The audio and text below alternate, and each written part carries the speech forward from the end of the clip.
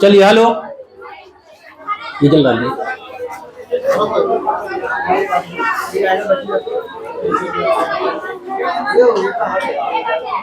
चलिए तो हम लोग ईवीएस में आते हैं। ये चल रहा है, ये चल रहा है। क्वेश्चन नंबर कितना में 61 ना।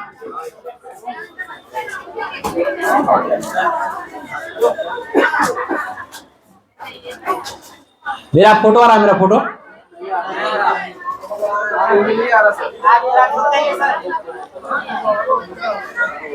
अब आ रहा है। नहीं, काला आ रहा है।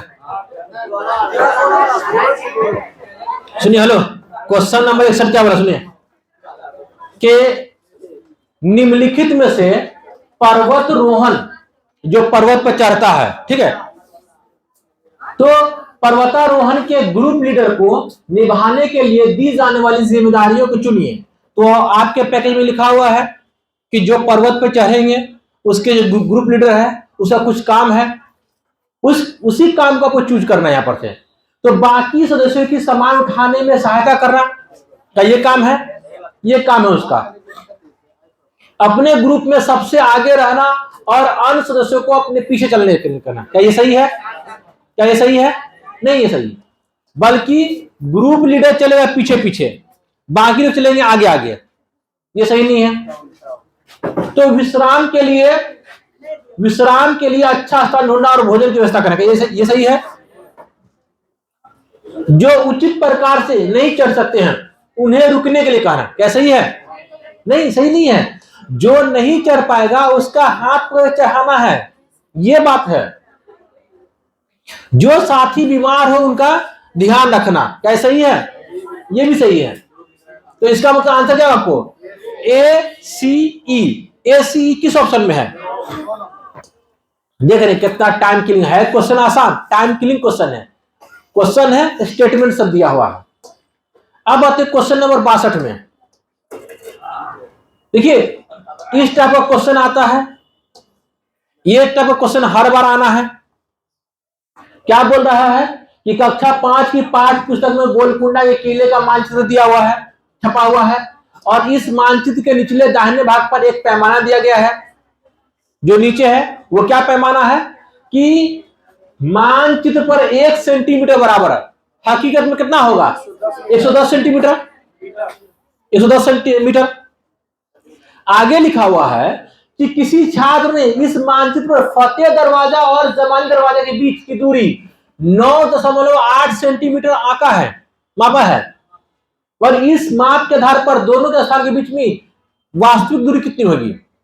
मतलब ये क्वेश्चन ये बोल रहा है कि मैप पर किसी स्थान की जो बीच की वास्तविक दूरी है वो 110 मीटर होगा अगर मैप पर वो 1 सेंटीमीटर है। तो वही बात बोल रहा है कि उसी मैप पर दो स्थान के बीच की दूरी 9.8 सेंटीमीटर है, तो हकीकत में वास्तविकता में वो कितना दूरी होगा? तो 1 सेंटीमीटर बराबर 110 मीटर, तो 9.8 सेंटीमीटर बराबर क्या? कुछ नहीं करना इसके लिए, कुछ नहीं करना इसके लिए, बस आंख को बंद करना है और जाके 9.8 सेंटीमीटर लिखें, गुना 110 लिख देंगे, और कुछ नहीं करना है। ये बिंदु है, इसको हटा देंगे तो यहां नीचे में 10 आ जाएगा, यहां नीचे में 1 है, ये क्या होगा? 0 कट जाएगा। अब कितना हुआ? 98 गुना 1 11 हो गया। 98 गुना 11 हो गया। कुछ नहीं करना है इसको फिर कुछ नहीं करना है, खाली 98 और 98 लिख देंगे, खाली 98 लिख देंगे, जोड़ देंगे 8 9 8 17 9 1 10, कितना गया? 1078 मीटर हो गया। 1078 मीटर में सेंटीमीटर में ये आंसर होगा नहीं, ये मीटर में ये सब होगा नहीं, इसका मतलब वो किलोमीटर में कन्वर्ट करना पड़ेगा। इसके लिए हम 1000 से भाग देंगे, इसको दिए 1000 से भाग, 1 2 3 3 को 0 है, तो यहाँ 1 2 3 यहाँ पर पॉइंट बैठा देंगे। 1.78 किलोमीटर। 1.78 किलोमीटर किसमें है? 0.78 किसमें है? 3 में। आंसर क्या होगा? इस क्वेश्चन के लिए कुछ नहीं करना है, कुछ भी नहीं करना है, बस पॉइंट वो दिया हुआ है वैसे ये इतना दिया हुआ, सीधे सीधे गुना कर देना और कुछ नहीं करना है। क्वेश्चन नंबर कि सही कथन चुनिए, 63 है ना, 63 सही कथन चुनिए। गोवा और पुदुचेरी दोनों अरब सागर में, नहीं, गोवा है अरब सागर में, पुदुचेरी है बंगाल खाड़ी में। हाँ, पुदुचेरी का 3 क्वार्टर है, 3 जगह वो जगह है, एक यहाँ पर है, एक आंध्रा में, एक यहाँ पर, 3 जगह है, लेकिन इसका हेड क्वार्टर है कहाँ, आंध्रा में है। तो इसका मतलब है कि ये पुदुचेरी है कहाँ, बंगाल खाड़ी में। ये गलत है, और जब ये गलत है ये भी गलत होगा। तो ये क्या बोला, गोवा और पुदुचेरी दोनों कहाँ है, बंगाली खाड़ी में, दोनों गलत है। 3 क्या बोला, गोवा बंगाली खाड़ी में है और पुदुचेरी अरब सागर में, ये उल्टा बोल रहा है। पुदुचेरी बंगाली खाड़ी में, गोवा अरब सागर में, ये सही है। आंसर क्या है उसका, 4। कोई शक, कोई डाउट नहीं, बिल्कुल ये क्वेश्चन हलवा है, ये सब क्वेश्चन में दम नहीं, ये क्वेश्चन आपसे मजाक कर रहा है। क्वेश्चन नंबर, लिंग संबंधी विषयों से संबंधित गलत धारणा की पहचान कीजिए। देखिए, लिंग से संबंधित जो गलत धारणा है उसको पहचान करना है। तो इसके लिए आपको अंग्रेजी देखना पड़ेगा, और आपको मालूम है कि अंग्रेजी खाली हम लोग बोलते हैं, अंग्रेजी वर्ड जो है वो विलुप्त हो चुका है, सब इंग्लिश बोलता है, हम लोग खाली अंग्रेजी बोलते हैं। इसको बचा के रखना है।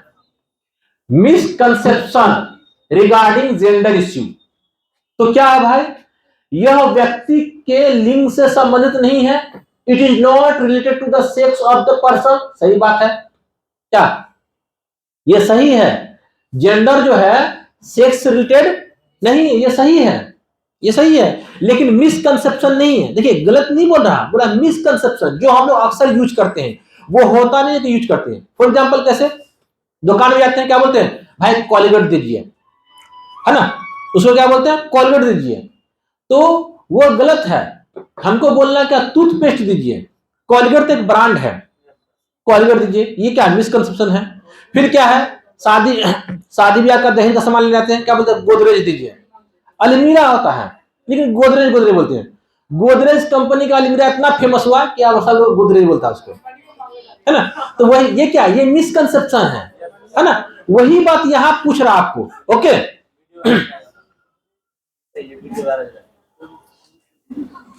अब क्या बोल रहा है कि यह महिला के विषय संबंधित, सही बात है। हम लोग अक्सर जेंडर इश्यू जो है वो महिला से जोड़ देते हैं, जबकि ये पुरुषवादी भी क्या है, हेलो, पुरुषवादी भी क्या है, जेंडर बाइसनेस है, ये भी जेंडर है, लेकिन हम जेंडर को हमेशा महिला से ही जोड़ते हैं। तो ये तो सही है ना। यह एक सामाजिक ढांचा, सही बात है। जेंडर को किसने बनाया, समाज ने बनाया।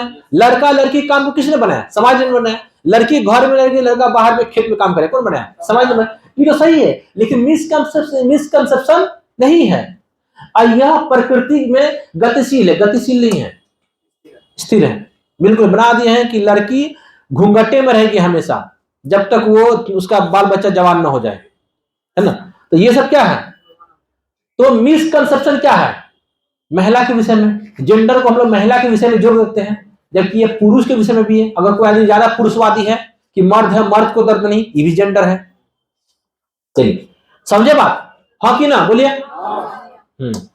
तो ये बात है। क्वेश्चन नंबर 65, निम्नलिखित में से भारत के राज्यों के किस समूह में तेल क्षेत्र है। तो आपको मालूम होगा कि इंडिया में 5 राज्यों में तेल पाया जाता है। एक राज्य है आपको, अंग्रेजी में लिखेंगे, हिंदी में, असम। एक राज्य है असम, दूसरा है आपको राजस्थान, तीसरा है आपको कौन रहा, गुजरात, चौथा है आपको महाराष्ट्र,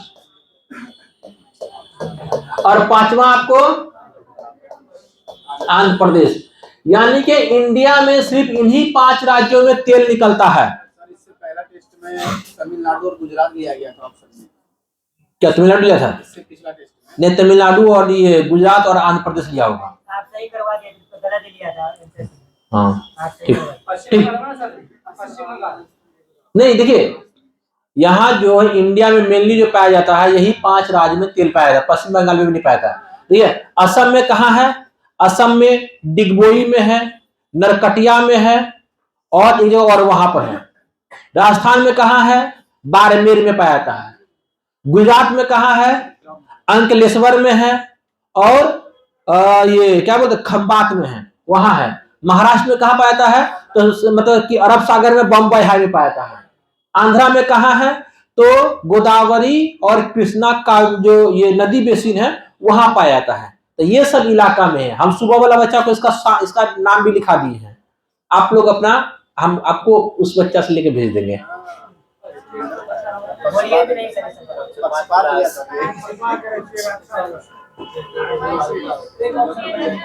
क्वेश्चन नंबर 66 क्या कह रहा है कि निम्नलिखित कथनों और वर्णन पर विचार करिए। लेह में 2 मंजिला समतल छत के मकान होते हैं, निचली मंजिल पर जानवर और आवश्यक वस्तु रखा जाता है। क्या ये सही है? सही है। और अभी ठंडा का टाइम है, आदमी जानवर साथ में होगा। ठीक है, दोनों बकरी आदमी साथ में होगा ठंडा टाइम में, ये सही है। हिमाचल प्रदेश में घर बांस का खंभा पड़ता है, गलत है, ये असम का बात है। और राजस्थान के गांव के लोग कटीली झाड़ियों की छतों पर, सही बात है। अब मिट्टी का दीवार, तो ये सही है। श्रीनगर के अधिकतर लोग जम्बनी, अधिकतर नहीं बहुत कम लोग रहते हैं हाउस बोट में। ठीक है, माना कि ये भी ठीक है। तो हम देख रहे हैं कि ऑप्शन 3 को तो है नहीं, और ये उतना वैल्यूबल ऑप्शन है भी नहीं, तो इसका आंसर क्या होगा आपको? ए और सी, ए सी। ठीक है, चलिए आगे बढ़ते हैं। क्वेश्चन नंबर 67 क्या समझ में आ रहा है आपको? मजा आ रहा है? अब मजा नहीं आ रहा क्या? अब ठंडा आ गया ना, अब मजा नहीं आ रहा है। ग्रीस ओलंपिक 2000 ईस्वी में वेट लिफ्टिंग के खेल में मेडल जीतने वाली प्रथम भारतीय महिला। भाई वो कहीं वो ये जीते, ओलंपिक जीते, उससे मतलब नहीं है। बस वेट लिफ्टिंग आ गया तो कर्णम मल्लेश्वरी ही होगा। अंतरिक्ष वाला बात हुआ तो सुनीता विलियम्स ही होगा। कबड्डी वाला बात हुआ तो अफसाना मंसूरी ही होगा। पर्वत चढ़ने वाला बात हुआ तो बछेंद्री पाल ही होगी। क्या? चलिए आगे बढ़ते हैं। क्वेश्चन नंबर 68 क्या कह रहा है आपको? ब्रॉन्ज के बारे में, कांसा के बारे में, इसके बारे में 2 फॉर्मूला लिखा है। एक लिखा है आपको पिताजी टोंजी। पिताजी मतलब दुनिया पित्तल दी, पित्तल बनेगा, तांबा प्लस जिंक से बनेगा, ये पिताजी है। एक है काताटी ताती, कांसा बनेगा तांबा प्लस टीन से बनेगा। ठीक है, ये सब बात है, इसी से रिलेटेड है। अब हम लोग आते क्या कि कांसा के बारे में कौन विषय सही है? तो आदिवासी लोग 1000 साल से पहले कांसा का उपयोग करते रहे हैं, सही बात। ये बात आपके पैकेज में लिखा हुआ है। ब्रॉन्ज का रंग चमकीला होता है, पीला होता है? नहीं होता है। कॉपर यानी ब्रॉन्ज को कॉपर और जिंक के मिश्रण से पीला बनाते हैं, ये तो सही है, ये सही है। पिताजी ठीक है ये, लेकिन ब्रॉन्ज के बारे में ये सही नहीं है। सही ये तो ब्रॉन्ज को कॉपर और तांबा, नहीं ये पित्तल को बनाते हैं, ये सही गलत है। ये कॉपर और जिंक को मिला के जो बनाते हैं वो पित्तल बनता है, ब्रॉन्ज नहीं मिलता, ये गलत है। सी क्या है? गलत है। अरे कुछ बोलिए आप लोग। ब्रॉन्ज को बनाने में उपयोग किए जाने वाले तत्व धातु गहरी खान से निकालते हैं, ये भी ठीक है। आंसर क्या आपको? एडी किसमें है? 3 नंबर में। आंसर क्या होगा? 3 नंबर में होगी ना।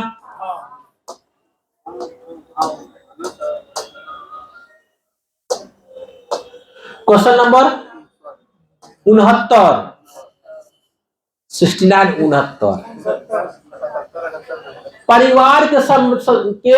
परिवार के संदर्भ में निम्नलिखित में से कौन से कथन सत्य है? किसके संबंध में? परिवार। एक परिवार में केवल रक्त संबंधी व्यक्ति हो सकते हैं, क्या ये सही है? नहीं, रक्त संबंधी नहीं भी होते हैं। देखिए हेलो, कभी कभी क्या होता है, ज्वाइंट फैमिली होता है। ज्वाइंट फैमिली में मतलब वो मतलब कि जैसे मान लिया आपकी वाइफ ही है, तो वो रक्त से जुड़ा तो नहीं है, रक्त से जुड़ा हुआ नहीं है वो, या मतलब कि भतीजा भांजा भांजी रक्त से जुड़ा हुआ नहीं है। तो ये जरूरी नहीं कि एक परिवार में रक्त संबंधी लोग भी हो। ज्वाइंट फैमिली में फूफा फूफी से भी रहते हैं। दत्तक बच्चों को परिवार का सदस्य नहीं कहा जाता, नहीं, दत्तक मतलब पोषपूत, पोषपूत परिवार का सदस्य नहीं है। जो गोद जो लिए वो आपका मतलब नहीं फैमिली, वो भी है। ये तो गलत है, ये भी गलत है। केवल एक अभिभावक के साथ रहने वाले बच्चे परिवार नहीं कहे जाते। मतलब कि अगर कोई केवल एक अभिभावक के साथ में कोई बच्चा रहता है, उसको हम लोग फैमिली नहीं बोले। कैसा ही है ये? गलत है। एक आदर्श परिवार का विभिन्न व्यक्ति के लिए विभिन्न अर्थ होता है। बात है, एक आदर्श परिवार जो है हर व्यक्ति के लिए हर एक अर्थ है। अब आदर्श मतलब फैमिली में मतलब कि माँ बाप बच्चे होंगे या और भी कोई लोग हो सकते हैं। तो ये क्या है, परिवार के संदर्भ में ये सही है कि फैमिली का अपना अपना अर्थ होता है, वो सही, ये बात सही है। बाद में ये सब क्या है, गलत है। ठीक है, आंसर क्या होगा? 4 नंबर। जैसे क्या लो, हर हमेशा क्या होता है, आदर्श परिवार का ना ये परिभाषा चेंज होते रहता है। अब आने वाला टाइम में क्या होगा, आदर्श परिवार क्या होगा, हम दो हमारे एक। अभी क्या है कि हम दो हमारे, जिसको आइडियल माना जाता है। ठीक है, इससे पहले क्या था, 4 था, इससे पहले क्या था, और था, इससे पहले क्या था, 116 थी, 116। तो वो आदर्श परिवार का अब वो सिचुएशन चेंज होते रहता है। ठीक है, तो ये सही बात है।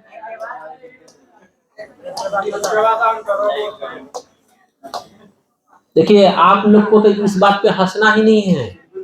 हंसेंगे गुनाहे कबीरा गुनाहे सगीरा दोनों होगा।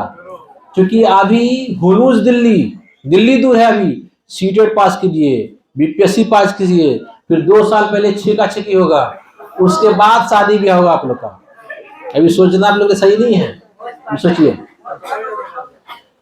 नए काम की तलाश में लोग का मौसमी आवागमन, मौसम के अनुसार जो जाते हैं जहां वो क्या कहलाएगा, ऋतु प्रवास। और प्रवास को तो क्या, माइग्रेट कर जाना। ये क्या है, गांव में वो है, अब वो शिक्षा के लिए शहर चला गया, गांव में है एजुकेशन क्या बोलते हैं, हेल्थ के लिए वो शहर चला गया। ठीक है, या जॉब शहर में लग गया, तो वही बस गया, वो माइग्रेट होगा। तो माइग्रेट का मतलब कहीं चला जाना, वो ऋतु वगैरह नहीं, किसी मकसद किसी चीज के तहत या जॉब वगैरह के तहत चला जाता, वो होगा प्रवास होगा। और मौसम क्या होगा, ऋतु प्रवास होगा। और एक होता है आई से इमिग्रेशन, एक होता है ई से इमिग्रेशन। आई से इमिग्रेशन, आई मतलब इन, दूसरा मुल्क से इस मुल्क में आएगा, अपने मुल्क में आएगा, तो वो कहलाएगा अप्रवासी। कौन, आई वाला। अगर कोई अपने मुल्क को छोड़िए किसी और मुल्क में आता है, वो कहलाता है ई से इमिग्रेशन, है ना। ठीक, उत्प्रवास मतलब कि ई से एग्जिट और आई से इन, समझे। तो ये सब, ये भी चीज जो है इन्हीं से जुड़ा हुआ। ये बात हम आपको पहले के नोटिस से बता चुके हैं। बोलिए हाँ कि ना। अप्रवास उत्प्रवास अ से आई से ई से होगा। चलिए, और कोई सवाल है किसी का? कोई सवाल है, कोई बात है आप लोग का? कुछ नहीं, क्या बहाने में सो रहे हैं क्या? रंग स्लेटी पंजे गुलाबी गुटरुगु करता हूँ, दिन भर शोर मचाता हूँ, घरों को मैं अपना घर बनाता हूँ, बोलो क्या मैं कहलाता हूँ। कौन तर, कबूतर। अफाख्ता, मेहंदी के मेड़ में, और कैक्टस के पेड़ में घोंसला बनाएगा। कोयल घोंसला नहीं बनाएगा, कौवा के घोंसला में अपना अंडा देगी। अब बसंत गौरी गर्मी में टुक करेगा, और देखिए तने में बड़का होल बना के रहेगा, इसको हम लोग गश ठोकरा या कंठफोरवा बोलते हैं।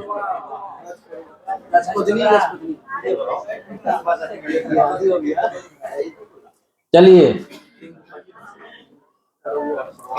मधुमक्खी और उनके छत्ते के विषय में कुछ बात दिया गया है। किसी शहद के छत्ते में केवल कुछ ही नर मक्खी होते हैं, सही बात है। किसी छत्ते में केवल एक रानी मक्खी होती है जो अंडे देती है, सही बात है। छत्ते बनाने के लिए नर मक्खियां बहुत महत्वपूर्ण है। ना ना ना, ये महत्वपूर्ण नहीं है, ये लायक नहीं है इसके लिए। नर मक्खियां रस की खोज में फूलों के चारों ओर नाचती है और मादा मक्खी फूलों से शहद के लिए रस करती है। नहीं, नाचेगे भी मादा मधुमक्खी और रस भी जमा करेगी कौन? मादा। दोनों इस सही है, यही है। क्या क्वेश्चन सर? ए बी किसमें है? एक नंबर में। कौन नाच नाचेगा? मैं नागन नागन। निम्नलिखित में कौन सा खेल कूद का लक्ष्य नहीं है? जीतना नहीं है, जीतना ही लक्ष्य नहीं होता है, हकीकत में वही है, एक किताब में नहीं है। तो हमको हकीकत वाला में नहीं आना है, किताब में आना है। भाई खेल कूद में जीतने के लिए खेलते ना, चलिए, लेकिन किताब में क्या है कि नहीं है। वही बात है, पढ़ते क्यों हैं? मतलब अच्छा बनने के लिए, लेकिन मकसद क्या है? पैसा कमाना। तो चलिए, जितना नहीं हम लोग को मान के चलना है, जब तक 8 फरवरी न हो जाए। 8 फरवरी के बाद न जीतने के लिए खेलते, उससे पहले क्या न होगा। संरचनात्मक सामाजिक क्षमताएं, सही बात है, खेलकूद का हिस्सा है। एक मतलब कि ये बनता है, समाज बनता है। मानसिक तर्कना भी होता है, लोग लॉजिक भी लगाता है, कैसे जीतना कैसे हारना क्या है नहीं है। भावात्मक परिपक्वता भी होता है, हार के बाद आपको मुस्कुराना पड़ेगा, है ना। हार के बाद भले आपको रोना आ रहा अंदर से, खूब मन कर रोने का, लेकिन फिर भी दिखा रहा है मैं रो नहीं रहा हूं, मैं हंस रहा हूं, देखो हंस रहा हूं। ये आंसू खुशी के आंसू है। चलिए ठीक है, क्या क्वेश्चन सर? इसका एक होगा। अब है क्या? पृथ्वी पर उपलब्ध ताजे जल का प्रतिशत। देखिए, हेलो, पूरे पृथ्वी पर कितना परसेंट जल है? मान लीजिए 100% जल है। चाहे वो जल नदी में हो, चाहे तालाब में हो, चाहे समुद्र में है, चाहे आपके पोखर में हो, चाहे आपके गड्ढा में, चाहे आपके पेट में हो, आपके मुंह में हो, जो भी पानी है, हाँ, टोटल पानी मिला के 100% है। और कहा जाता है कि जितना पानी पहले था, आज से हजारों साल पहले, उतना पानी आज भी है, सेम पानी है, ठीक है। तो टोटल पानी, आपकी आंखों का पानी मिला के मान लीजिए 100% है, ठीक है। अब इस 100% में से, हेलो, इस 100% में से लगभग 97% प्लस पानी खाली कहां है? समुद्र में है। कहां है? समुद्र में है। कितना? 97% से भी ज्यादा। हेलो बॉयज, तब ना आप लोग के आंख में पानी नहीं है? चलिए, वही खास पत्थर नहीं है, भुसभुसिया पत्थर है कि हथौड़ा मार के उसको कोई आकार नहीं दे सकते हैं। हथौड़ा मारेंगे फूट जाएगा पूरा। सुनिए, तो अब ये है, अब बचता कितना है कि अब बचता 3% से भी कम। 3%, कहीं पर आता 2.5%, कहीं पे आएगा 2.7%, ठीक है, ऐसे आता है। कहीं पे आता है कि 2.3%। मतलब हम ये मान के चले कि समुद्र में 97% से ज्यादा पानी है और 3% से कम पानी कहां है? वो पीने योग्य है। पीने योग्य में वो पानी कहां? 3% से भी कम पानी है। वो पानी है नदी में, पोखर में, झाकर में, जमीन के अंदर, और उससे भी ज्यादा पानी कहां है? बर्फ के रूप में हिमालय पर जमा हुआ है। वो जो है ग्लेशियर के रूप में जो है वो पानी है। तो मतलब जितना पानी पीने योग्य पानी में ना, पीने योग्य पानी में भी इसमें ज्यादा से ज्यादा पानी कहां जमा है? बर्फ के रूप में, ग्लेशियर के रूप में हिमालय पे, पर्वत पहाड़ पे जमा हुआ है। और बहुत कम पानी जो वो अंडरग्राउंड पानी है, जिसको हम लोग खेत में पानी पड़ाते हैं। एक टाइम ऐसा आएगा कि पानी खत्म हो जाएगा, फिर बच्चा लोग क्या करेगा? मूढ़ी चूरा सत्तू बांध लेगा, यहाँ बांध के निकल देगा हिमालय, वही एक फक्का मारेगा, अब बर्फ चुसता रहेगा, फिर फक्का मार, फिर बर्फ चुसता रहेगा। वहां वो जमाना आने वाला है। तो क्या होगा इसका आंसर? कितना है? हाँ, ताजे पानी बहुत कम है। देखिए, ये बीन तुम्बा और बीन तुम्बा खंजरी है ना। बीन तुम्बा और खंजरी किसे बनता है? सूखी लौकी से। ढोल किसे बनेगा? स्किन से, है ना। तो बीन और तुम्बा किसे बनता है भाई? सूखी लौकी से बनता है। चलिए आगे बढ़े। अब हम लोग कहाँ आएंगे लोग? 4 नंबर में दिया हुआ है हाथी चक वाली बजाएगी। वो बहुत बड़ा ढोल होता है, काफी बड़ा ढोल होता है। वो फुट्टा ढोल होता है इन लोग की तरह।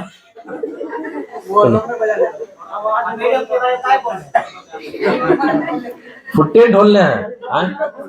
कौन सा आवाज सुरीला है? फुट्टे वाला आवाज है। सबसे अच्छा आपका आवाज है।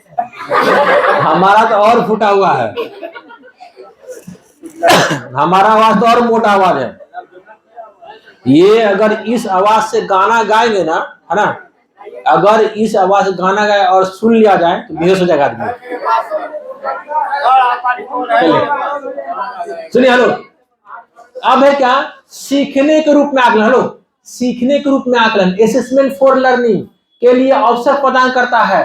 तो असेसमेंट फॉर लर्निंग आत्म प्रतिबिंब मतलब कि खुद का मुआयना करने के लिए होता है, ये भी ठीक है। सहकर्मी आकलन भी होता है। असेसमेंट फॉर लर्निंग का क्या पर्पस है? सहकर्मी आकलन भी होता है, ये भी होता है, और रचनात्मक भी होता है। मतलब असेसमेंट फॉर लर्निंग का मतलब है कि सीखने के लिए आकलन। वो आप खुद का आकलन कीजिए तो भी सीखने के पर्पस से कर रहे हैं, आपका दोस्त आपका जांच कर रहा है तो भी सीखने के पर्पस से हो रहा है, और रचनात्मक भी क्या सीखने के पर्पस से है। लेकिन ये सम्मेटित तो होगा नहीं। आप पैकेज में लिखा हुआ है कि असेसमेंट फॉर लर्निंग, ये जो है असेसमेंट ऑफ लर्निंग जो है वो आपको साल में एक बार होगा, समेटिव होगा। हाँ, समेटिव होगा, वो असेसमेंट ऑफ लर्निंग समेटिव होगा। चलिए, तो ए बी और डी होगा, सी क्या होगा? नहीं होगा। तो इसका आंसर क्या होगा आपको? 2 नंबर। आज सवेरे आए थे क्या? आज सवेरे आए क्या? आगे बैठे हैं। चलिए आगे बढ़ते हैं। कक्षा 4 के 4 नहीं है, 5 है। कक्षा 5 के छात्रों के लिए ईवीएस में 5 फिर से मैं पढ़ता हूं। कक्षा 5 के छात्रों के लिए कोई दिक्कत? ईवीएस के कोई दिक्कत? पाठचर्या में कोई दिक्कत? संबंधित संदर्भ शामिल है। तो ईवीएस के पाठचर्या में कौन संदर्भ शामिल है, यानी कहां से ये जुड़ा हुआ है, किससे जुड़ा हुआ है? खुद से जुड़ा हुआ है, ठीक है, ठीक है, मान लेते हैं। घर से जुड़ा हुआ है, ठीक है, ठीक है, जुड़ा हुआ है। स्कूल से, ठीक है, ठीक है, जुड़ा हुआ है। पास पड़ोस और बड़े पैमाने पर समुदाय से, ये ज्यादा ठीक है। ठीक तो सब है, लेकिन हाँ, वाह, देखें कितना टैलेंटेड है वो। सही में हीरा ही है वो। चलिए, तो क्या है ये? पड़ोस और बड़े समुदाय से है। चलिए, हेलो, आप लोग का फ्रेंड सब बहुत बदतमीज है। वो आपको हीरा बोल रहा है, जानबूझ के बोल रहा है।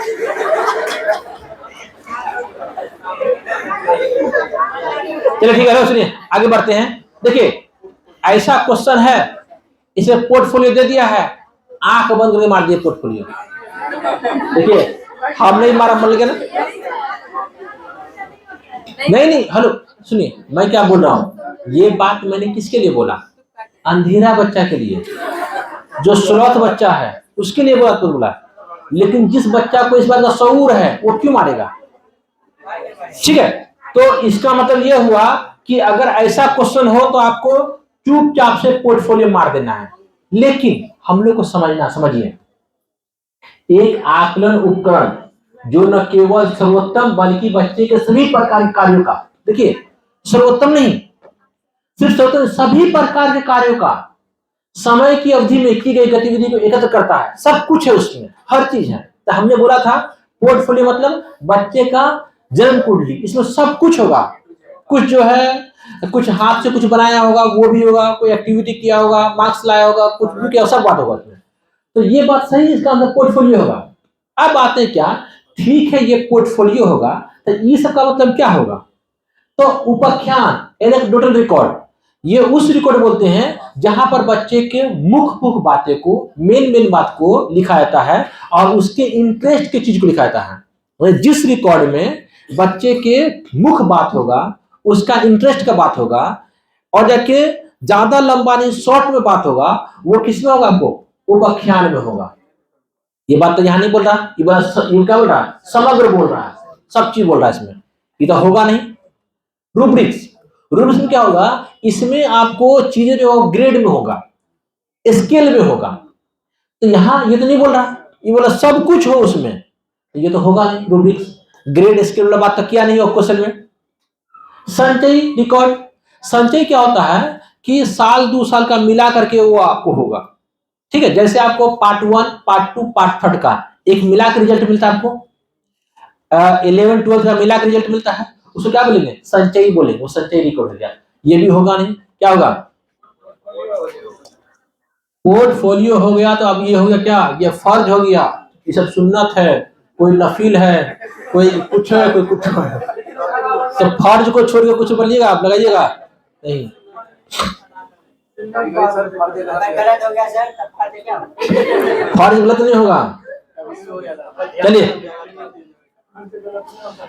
ईवीएस को, हेलो सुनिए, हेलो, ईवीएस को एक एकीकृत विषय के रूप में देखा जाता है। सही बात है। ईवीएस क्या है? इंटीग्रेटेड सब्जेक्ट है। इसमें बहुत सब्जेक्ट क्या है? मिला हुआ है।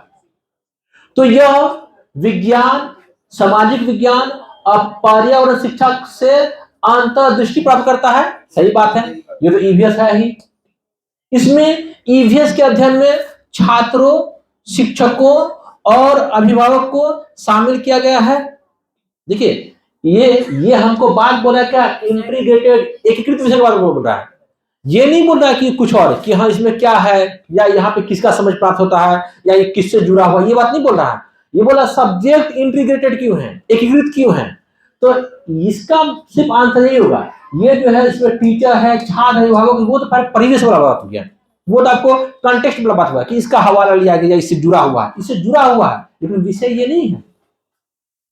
यह समुदाय को ईवीएस सिखाने में एकीकृत करता है, ये बात ही फालतू है। और यह गतिविधि, प्रयोगों और चर्चाओं को ईवीएस की शिक्षा में एकीकृत करता है, ये भी सब फालतू बात है, सब फालतू। आंसर क्या उसका? आंसर सिर्फ एक होगा, ओनली वन। क्या हो सकता है? नहीं भाई, विषय बोल रहा है, तो विषय इंटीग्रेटेड तभी होगा जब इसमें साइंस, सोशल साइंस और ईवीएस सम्मिलित होगा, तभी होगा आंसर। क्वेश्चन नंबर कौन सी?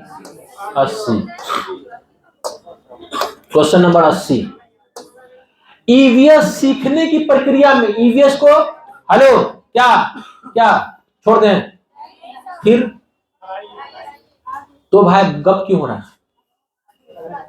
गप मत कीजिए, गंदी बात है। ईवीएस सीखने की प्रक्रिया में, ईवीएस को सीखने की प्रक्रिया में निम्नलिखित में से कौन सा सबसे प्रमुख माध्यम बनना चाहिए? तो ईवीएस को सीखने की प्रक्रिया में किसको सबसे प्रमुख माध्यम मानेंगे आप? शिक्षक को, ठीक है कहे नहीं भाई, वो भी है। छात्र को, ठीक है, वो भी है। पर्यावरण को, इधर बेसी ठीक है। माता पिता, ये भी ठीक है, सब ठीक है। बेसी ठीक कौन है? पर्यावरण। आंसर क्या होगा? हाँ। तो इस बार का ईवीएस इतना आसान पूछा है ना, इतना आसान पूछा है कि बच्चा ने गत्तर का मैंने छुड़ा दिया है। प्राथमिक स्तर पर पर्यावरण अध्ययन शुरू करने के लिए सबसे उपयुक्त तर्क है। देखिए, प्राइमरी लेवल पर 1 to 5 के लेवल पर ईवीएस शुरू करने का सबसे बेहतर तर्क कौन दे रहा है? कौन ये लॉजिक दे रहा है अच्छा कि हाँ भाई 1 to 5 के लेवल में ईवीएस शुरू करना चाहिए? नंबर 1, न केवल मानव अस्तित्व बल्कि पृथ्वी पर सभी जीवन रूपों सहित पर्यावरण के महत्व को समग्र रूप से समझाने के लिए सराहना करें। सही बात है। ईवीएस क्यों करते भाई? ये सिर्फ मानव का अस्तित्व नहीं, बल्कि पृथ्वी पर जितना भी चीज है, सभी चीज को इसमें समाहित करता है और सभी चीज के बारे में यहाँ पर जिक्र है। तो ईवीएस शुरू करेंगे, यही बात है, ताकि बच्चा को अपने आस पड़ोस, अपने मतलब कि समाज के बारे में, हर चीज के बारे में नॉलेज मिल सके, इसलिए पढ़ाते ईवीएस। ये सही बात बोल रहा है। खाली मानव नहीं, मतलब मानव तो है, सिर्फ वही नहीं, उसके अलावा भी सब चीज के बारे में है। ये अच्छी बात है। पर्यावरण के महत्व की सराहना करें इसलिए शुरू करते हैं, ठीक है मान लेते हैं भाई है, लेकिन एक से अच्छा नहीं है। विभिन्न प्रदूषण समस्या को हल करने के लिए पर्यावरण करते हैं, ठीक है ये भी ठीक है, लेकिन एक से अच्छा नहीं है। पर्यावरण में संबंधित खोजपूर्ण गतिविधि में बच्चों को शामिल करें, हाँ ये भी ठीक है। अगर हम देखते हैं टक्कर का आंसर जो है वो 1 है और 4 है, 2 3 कहीं टिकता ही नहीं इस टक्कर में, है ना। अगर नहीं होता तो 4 होता है। अरे भाई काहे नहीं, 9 होता तो भी एक आंसर है ना। अगर ये अगर हटा दे 9 केवल तो भी होता ये, 9 को हटा दे, सिर्फ 9 को केवल आ गया सब। हाँ ठीक है केवल ये, हाँ तब ये हटाने तब होगा, है ना। लेकिन टक्कर अपन है 1 भी और 4 भी है। देखिए अब है क्या कि 1 4 में आंसर 1 क्यों लिया, अब सुनिए, हेलो देखिए ये जो है क्या बोल रहा है कि 1 से 5 के लेवल पे ईवीएस शुरू क्यों करते हैं, ये बोल रहा है हमको ना। तो शुरू जो करते हैं उसका सबसे अच्छा वजह जो है वो वजह ये है कि इसमें बच्चों को जानकारी मिलता है समाज के बारे में, मानव के बारे में, आस पड़ोस के बारे में, पेड़ पौधे जानवर के बारे में। ये सही है। ये क्या बोल रहा है कि ये खोज, ये देखिए ये पढ़ने पर जो होगा, पढ़ेंगे खोज करके, है ना, पढ़ने में ये यूज होगा, लेकिन शामिल करने में यूज नहीं किया। शामिल करने के लिए नहीं कि भाई बच्चा खोजेगा, ईवीएस को शामिल किया इसलिए कि बच्चा खोजेगा, ठीक है, तो इसलिए बल्कि पढ़ने क्रम में बच्चा नॉलेज हासिल करने में सब खोज खास करेगा। शामिल करने का वजह यह है कि बच्चा को अपने आस पड़ोस का नॉलेज हो, इसलिए आंसर क्या होगा आपको 1। सबसे लंबा कौन 1, आंसर कौन 1, बस यही सही बात है। थीम, हेलो थीम पौधा, थीम समझ रहे ना। थीम पौधा को पढ़ाने के बाद मीना ने विद्यार्थी के लिए पार्क के भ्रमण का संचालन किया। एक मीना नाम की कोई टीचर है, कोई मुअल्लिमा है, उसने बच्चों को क्या पढ़ाया भाई, थीम पढ़ाया, सॉरी पौधा पढ़ाया। थीम में पौधा, थीम पढ़ाया, पौधे के बारे में कहानी पढ़ाया। फिर उस बच्चे को वो मतलब कि एजुकेशनल टूर के लिए वो पार्क वगैरह लेके जाती है, पढ़ाई पौधा, फिर पौधे को घुमाने के लिए लेके जाती है। इसमें विद्यार्थी को थीम याद रखने में मदद होगा, मतलब पौधा पढ़ा करके पौधा दिखाने के लिए जाते हैं क्या, याद करवाने के लिए। ये तो सही लॉजिक नहीं है। ये लॉजिक होगा भुजगुलवा के लिए होगा, सही लॉजिक नहीं है। पार्क में पौधों को पहचानने में मिलेगा क्या, पहचानने के लिए, ये भी सही लॉजिक नहीं है। लॉजिक सही नहीं आ रहा, देखते कौन लॉजिक अच्छा है। कक्षा के अधिगम को, हाँ कक्षा के अधिगम को वास्तविक जीवन से, हकीकत के मतलब कि जिंदगी से, जीवन से जोड़ने के लिए ये काम करते हैं, ये सही है, ये अच्छी बात है। और सबसे लंबा भी कौन है 3 है, ठीक है। पार्क में मस्ती करने के लिए, सब फालतू बात है, ये सब फालतू बात है। क्वेश्चन नंबर 83, कौन सी 83, सुनिए, मानचित्र पठन गतिविधि। देखिए क्या पढ़ाया जा रहा है पर मैप मानचित्र। और मानचित्र अगर पढ़ाने में उसमें आपको स्किल्स जो चाहिए वो चाहिए, बच्चे को दिशा ज्ञान हो, बच्चे को ग्लोब का ज्ञान हो, बच्चे को जो है मानचित्र में चिन्ह इस्तेमाल करते हैं वो सब ज्ञान हो, बिल्कुल। तो मानचित्र पठन गतिविधि के दौरान जयंती अपने मित्र से कहती है, नक्शे पर हमारा गांव पड़ोस के शहर से रेखा द्वारा विभाजित क्यों है। मतलब जब वो मैप पढ़ रही थी तो उसी में जयंती बोलती है कि नक्शे पर जो हमारा शहर है वो दूसरे शहर से एक रेखा से क्या है, बटा हुआ क्यों है। जब मैं पिताजी के साथ सब्जी बेचने शहर जाती हूं मुझे ऐसी कोई रेखा दिखाई नहीं पड़ती है। जयंती क्या कर रही है, वास्तविक जीवन अनुभव को कक्षा की गतिविधि से जोड़ रही है, सही बात है। क्योंकि वो देखिए क्या कि हम जब सब्जी बेचने जाते हैं इस गांव से उस गांव, कोई रेखा मिल भी नहीं करता है, लेकिन यहां रेखा है, इसका मतलब वो अपने वास्तविक जीवन के अनुभव को कक्षा में लेके आई है, ये सही है। कक्षा गतिविधि पर उच्च स्तरीय चिंतन का प्रयोग कर रही है, ठीक है मान लेते हैं, ये भी ठीक है। अपने परिवेश के प्रति स्वाभाविक जिज्ञासा, ये भी ठीक है भाई, कि देख रहा है कि हमारे परिवेश में रेखा नहीं, यहाँ पर रेखा है, ठीक है। अवलोकन पर चिंतन कर तर्क अपने अवलोकन कर रही भाई कि यहां तो है कि वहां नहीं था, हमने सब्जी बेचा, सब्जी लिया हो लेकिन वहां नहीं था कुछ है। तो इसका मतलब यह है कि इसका आंसर ए भी ठीक है, बी भी ठीक है, सी भी ठीक है। यहाँ ऑप्शन दिया आपको जो दिया है, तो ये हम कह सकते हैं कि क्वेश्चन के अकॉर्डिंग ऑप्शन सेट किया है, ऑप्शन के अकॉर्डिंग ई ऑप्शन सेट नहीं किया, सॉरी, क्वेश्चन के अकॉर्डिंग स्टेटमेंट ठीक है, स्टेटमेंट के अकॉर्डिंग ऑप्शन सही नहीं दिया है, ऑप्शन सही नहीं लिया है। तो ये क्वेश्चन क्या है? गलत है, ज्ञान से गलत है, गलत है। हाँ वो गलत है, इसमें सब बात सही है, सब सही है। और आंसर क्या है इसका? हाँ बी डी लिया, ये लिया क्या? ये सही नहीं क्या? वास्तविक जो रही का सही नहीं है क्या? ये अवलोकन नहीं कर रही वो भाई? वो तो देखी ना भाई कि वहां पर सब्जी बेचने में नहीं है, क्लास में पढ़ने में आ रहा है, सब है। इसीलिए क्वेश्चन ठीक है, स्टेटमेंट ठीक है, लेकिन स्टेटमेंट के अकॉर्डिंग ऑप्शन सेट नहीं किया है। और हर एक ऑप्शन अपने अपने दमदार है, हर एक ऑप्शन दमदार है, किसी को छांट छूट हम लोग नहीं कर सकते हैं। ओके चलिए हम लोग आगे बढ़ते हैं। हाँ बिल्कुल, क्वेश्चन नंबर कौन सी?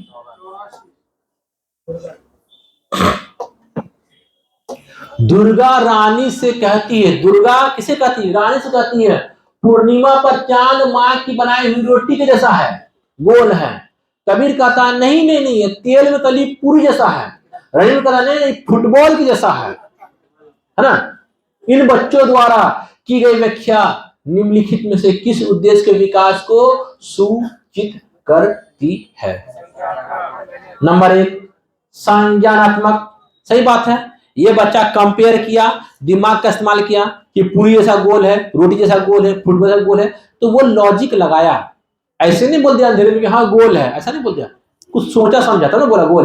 तो संज्ञान यहाँ है, भाव, यहाँ पर प्रेम, घृणा, नफरत, मोहब्बत, डर, ये सब वाला कोई बातें नहीं है।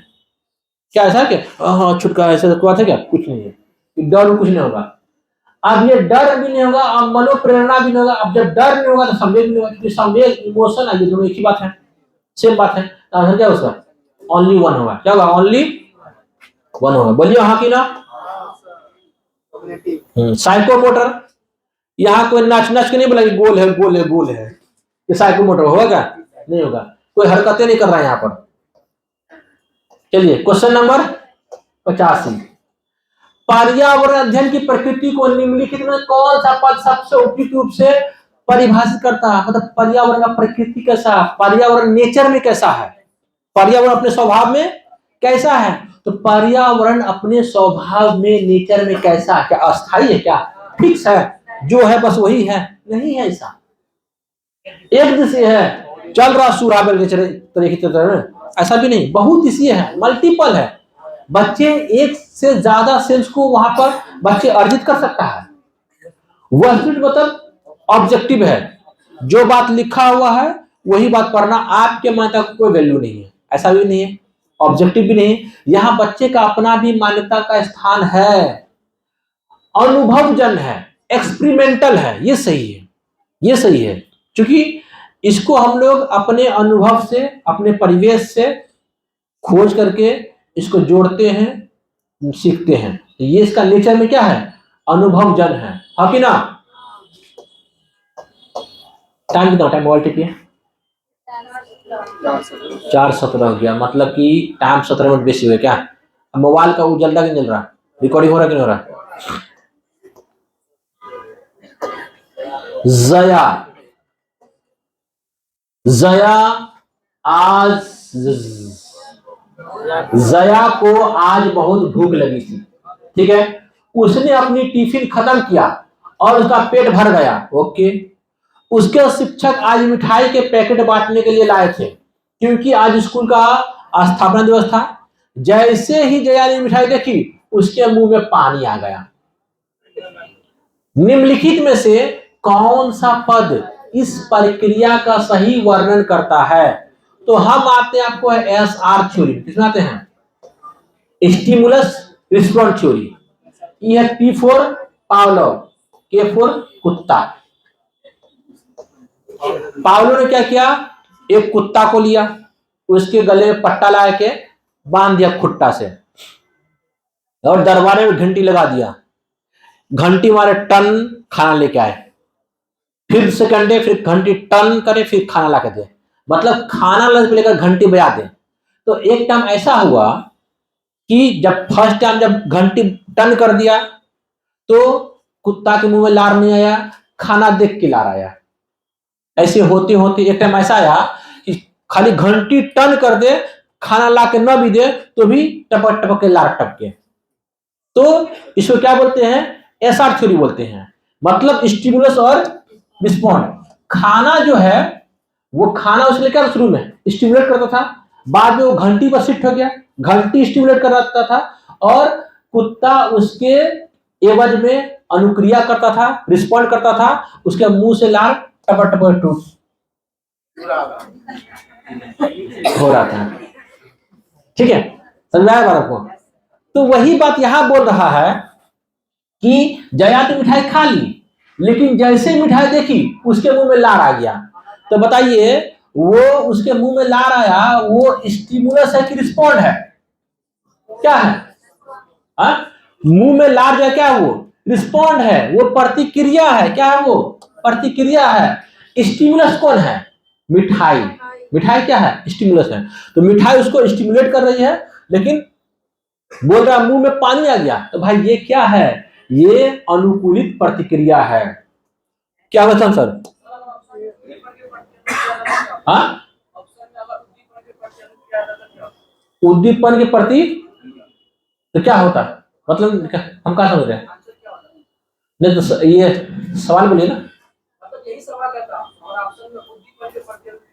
अच्छा, तो हाँ, तो उसका सुन लो। तो क्या होता कि यहाँ पर ये होता कि जया के मुंह में जो है वो पानी आ गया क्योंकि उसने मिठाई को देखा। तो ये क्या वर्णन करता है? तो मिठाई को देखा, वो मिठाई को यहाँ पर अहमियत किसको दिया गया? मिठाई को देता, तब वो क्या होता? मिठाई क्या होता? फिर रिस्पॉन्ड होता। लेकिन यहाँ पर क्या दे रहा है? उसके मुंह में लार है, मतलब अहमियत किस चीज को दे रहा है? लार को दे रहा है, मुंह में पानी को दे रहा है। तो यहाँ पर क्या होगा? रिस्पॉन्ड होगा। समझे? तो अहमियत की बात है। क्वेश्चन नंबर कौन सी? 87। पर्यावरण अध्ययन कक्षा 3 के पाठ पौधे की परी। पर्यावरण में एक चैप्टर है, उसका नाम है क्या? पौधों की परी। उसमें दीदी के खेल में बच्चों को पौधे की बताई गई विशेषता के आधार पर छू कर बताना था। मतलब बोलेगा फूल, जाकर छू देना फूल को, पत्ता, पत्ता को छू कर बैठ जाना है, टहनी पकड़ लटक जाना है, तना, है ना। तो कहने मतलब ये जो आपको बोलेगा बच्चा जाकर उसको पकड़ेगा, उसको छुएगा। ये किस में? कौन खेल में? पौधों की परी में। अब ये है कि निम्नलिखित में कौन सा उद्देश्य इस खेल को आयोजित करने हेतु सर्वाधिक उपयुक्त है? तो ये खेल को जो आयोजित कर रहा है, इसके पीछे मकसद क्या है, तात्पर्य क्या है, क्यों ऐसा कर रही है? वो सबसे अधिक पौधे की सही पहचान कर बच्चा, कि कौन बच्चा है जो सबसे अधिक पौधों की पहचान कर रहा है? क्या इसके पीछे ये मकसद है? इतना छोटा मकसद, ये मकसद शुरू भी नहीं हो, खत्म हो गया, ये मकसद नहीं होगा।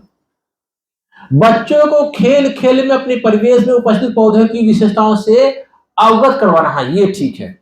खेल खेल में भाई उसको जानेगा कि इसकी विशेषता क्या है, खासियत क्या है, ये मकसद है इसके पीछे, खेल खेल में, ये ठीक है। बच्चों में खेल के द्वारा आनंद और सामूहिकता की भावना का, सही बात है, ये भी ठीक है। मतलब कि उसमें आनंद आएगा, खेल में मजा भी आएगा, इसके पीछे ये भी मकसद है।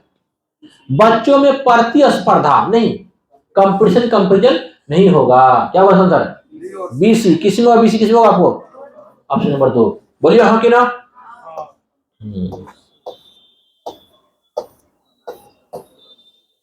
क्वेश्चन नंबर कौन सी?